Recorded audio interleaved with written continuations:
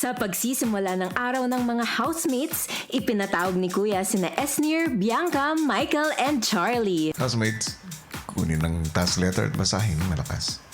Housemates, ngayong araw ay gagawa kayo ng Fudgee Barr MakeObarr Breakfast Challenge. Gamit ang Fudgee Barr ay dapat niyong pasarapin ang breakfast na nasa loob ng inyong kahon.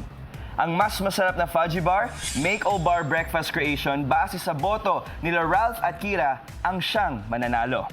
Good luck, Housemates! Big Brother.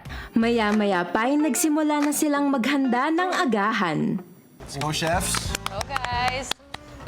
As we were doing it, na-realize namin na sobrang dali lang pala i-incorporate ang Fudgee Barr sa kung ano-anong mga dishes na pwedeng isipin, di ba?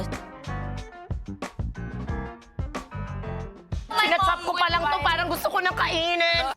5 minutes. Hello, guys! Good job, chef! Matapos makapaghanda ng breakfast, pinatikim nila Bianca at Michael ang kanilang Fudgee Barr MakeObarr breakfast. So we have for you our Fudgee Barr Champorado with dilis on top and also glazed with our ganache from dark chocolate and milk chocolate yan. And of course, you have the variety of the amazing flavors of Fudgee Barr on the side. This is a little bit different from what we usually have at home, so it's not your traditional champorado. Oh my God, the chocolate is giving. I can taste the perfect flavor of the Fudgee Barr. Sunod namang pinatikim nila Esnyr at Charlie ang kanilang Fudgee Barr MakeObarr breakfast. We present to you the Obarr Pancake! Now we made sure to prepare 2 different flavors from our different Fudgee Barr flavors. We present to you the mocha vanilla peanut butter flavor pancake.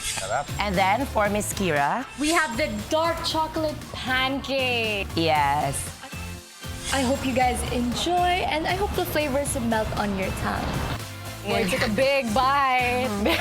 Grabe, I did not expect that, you could make something so good with the Fudgee Barr, incorporating Fudgee Barr into our breakfast.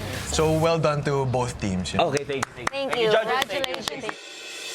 Napakasarap po ng ginawa nila and napakagaling ng pag-incorporate po nilang dalawa sa mga dishes nila. So, good job, chefs. Ang winner ng Fudgee Barr MakeObarr Challenge ay